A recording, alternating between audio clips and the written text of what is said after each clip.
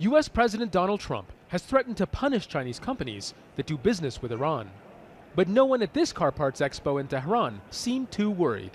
No doubt the wheels of commerce are spinning a little slower in Iran these days, but the history of trade ties between the Persian and Chinese people is older than that of most modern nations. Having cultivated commercial links for so long, many Chinese businesses are now taking the long view of Iran's future.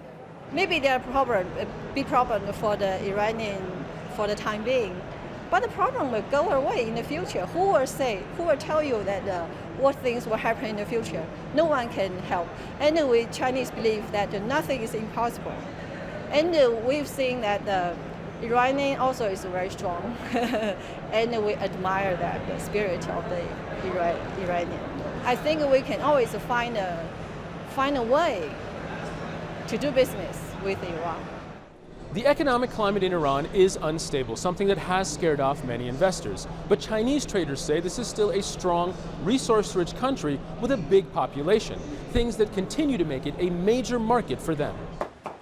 But all is not well. The owner of this restaurant came to Iran when he was 16. Against his parents' wishes, he says, he left China to follow the Silk Route like many before him and find his fortune. This time last year, YOUSEF Shah's restaurant would have been full.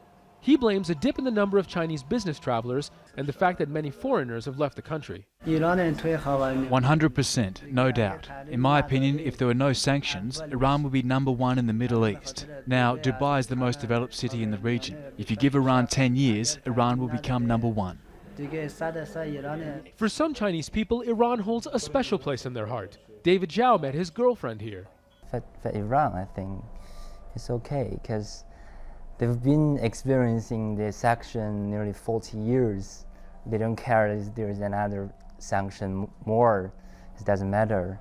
But as a Chinese, we have more business with Iran. It's getting better, actually. This market has been serving Tehran's Chinese community since the mid-1900s. These days, it's not as busy as it used to be. But punitive American policies against both China and Iran appear to be pushing the two countries closer together. And if the long arc of Sino-Persian history is anything to go by, seasons change, and the two ancient communities seem set to endure the winter together. Zein Basravi, Al Jazeera, Tehran.